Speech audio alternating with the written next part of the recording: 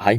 Vi har lavet en undersøgelsesdesign baseret på vores opgave, baseret på kundekriterierne, hvor vores problemformulering er, hvilke oplevelser efterspørger unge mænd i et fitnesscenter, når de vælger medlemskab. Underspørgsmål har vi ikke lige nu. Vi tilføjer nogle senere, hvis der er behov for det. Og vores fænomen af kriterier og vores paradigme ligger i det realistiske, og vores målgruppe er mænd mellem alderen 15 til 25, og vores tidsforløb er statisk. Yes, tidsforløbet er statisk, hvilket vil sige, at vi indsamler data over ikke over en tidsperiode, men sådan et øjebliksbillede af, hvad de her mænd mellem 25 eller 15 til 25 svarer. Og hele vores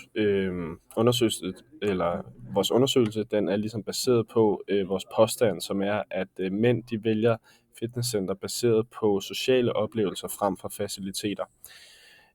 Og her så har vi noget belæg, som kommer fra en kilde, hvilket er Science Direct, en artikel der siger, at interviews med unge mænd viser, at de prioriterer mange forskellige servicescapes, for eksempel fysiske rammer, stemning, layout, atmosfære, socialt liv i fitnesscenteret. Og hjemmelen der er ligesom, hvis sociale oplevelser er vigtige for unge mænd, vil de vælge fitnesscenter, der tilbyder sådanne muligheder.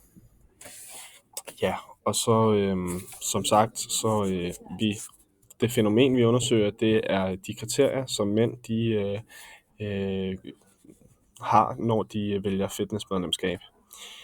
I forhold til undersøgelsestype, der har vi en udefra-ind-tilgang, hvilket jo var krævet. Vi har her også et eksplorativt analysedesign, og vi arbejder induktivt, hvilket vil sige, at vi starter med at indsamle den her empiri, og så derefter ligger nogle modeller og teori nedover. Vi har også valgt at gå med survey-undersøgelse eller survey-design, hvilket jeg vil komme ind på nu. Fordi at i forhold til vores primære data, så bruger vi mixed methods, både kvalitativt og kvantitativt. Og vi starter med noget kvalitative interviews, hvor vi ligesom spørger, hvad er det, de lægger vægt på, hvilke kriterier er det. Og her vil vi gå efter at få en bedre idé om, hvad de lægger vægt på, så vi derefter kan underbygge vores survey ved at lave et bedre survey, hvor vi ligesom opstiller nogle kriterier, som folk eller målgruppen kan klikke af på i vores survey. Så for eksempel vil vi opstille en liste med, lad os sige, 20 svarmuligheder, og så skal de klikke krydse af, ligesom hvad de lægger vægt på, hvad de tænker, at de lægger vægt på, når de vælger fitnessmedlemskab. Det kunne for eksempel være beliggenhed, eller mine venner træner der, så videre, så videre. Så interviewsene, det er ligesom, at vi får et bedre grundlag for at lave vores survey, og deraf kommer, at det er et survey design.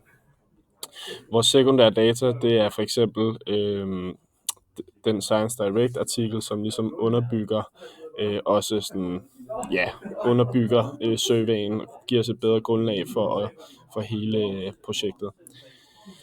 I forhold til dataindsamling, så bruger vi som sagt primære og sekundære. Vi bruger stikprøver her, og den måde, som vi vælger, altså udvælgelsesmetoden, det er convenience, både når det kommer til de primære og sekundære.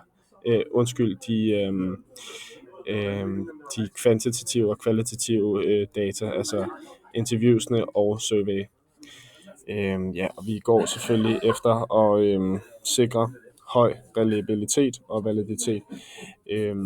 Og i forhold til convenience her, udvælgelsesmetoden, så har vi ikke helt lagt os fast endnu, men det bliver nok noget med, at vi står ude foran et fitnesscenter og interviewer folk, eller beder dem om at svare på vores spørgeskema, eller at vi måske sender det ud til vores netværk i sådan et spørgeskema til ligesom de mænd, som vi kender, som vi ved træner i fitnesscenter. Og så til sidst over i empiri, så får vi selvfølgelig en analyse, en konklusion og en perspektivering. Ja, og det er sådan set det. Mange tak, fordi I så med.